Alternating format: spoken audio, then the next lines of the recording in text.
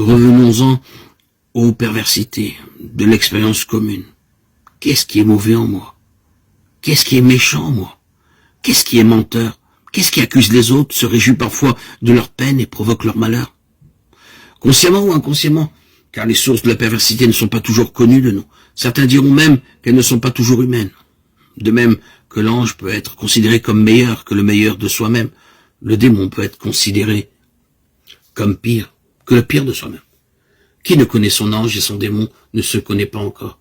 Quel homme peut prétendre n'avoir jamais fait l'expérience d'actes de grandeur et de bonté qui l'étonnent et lui font se demander « Était-ce moi ?» Qui n'a fait l'expérience de pensée, parfois d'actes criminels qui l'étonnent et lui font se demander « Était-ce moi ?» Dans le livre de Job, le Satan, qui deviendra dans l'évangile Oponeru, est considéré comme fils de Dieu. Ce n'est donc pas un Dieu face à Dieu. La tradition biblique, à la différence du masdéisme babylonien qu'elle traverse, n'est pas dualiste, opposant un Dieu du bien à un Dieu du mal.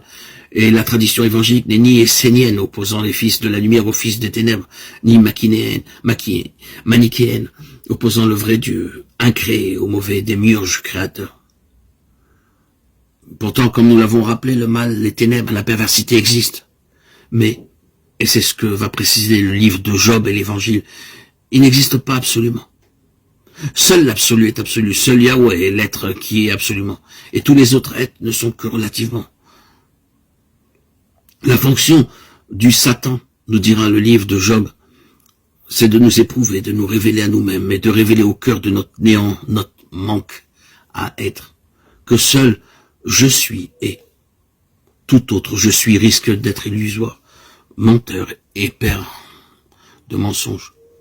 Délivre-nous du Satan ou du Poneru, voudrait dire alors, dans ce contexte, délivre-nous de tout obstacle à la vision du véritable.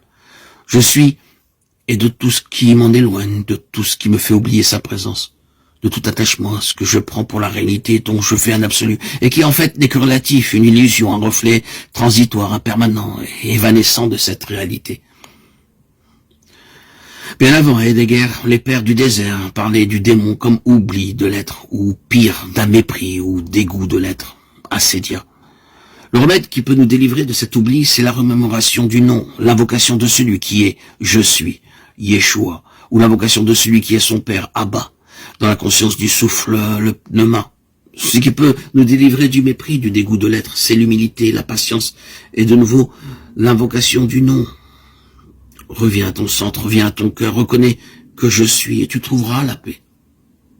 Le Satan ou Poneru dont parle l'évangile est également qualifié d'accusateur ou de culpabilisateur. Les pères du désert, s'inspirant du livre de l'Apocalypse, disaient que le signe certain que nous sommes délivrés du démon, c'est lorsque nous cessons d'accuser et de culpabiliser nos frères, de les juger.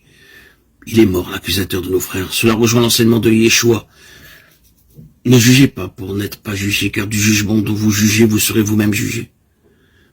Qu'as-tu à regarder la paille qui est dans l'œil de ton frère? Ne vois-tu pas la poutre qui est dans le tien?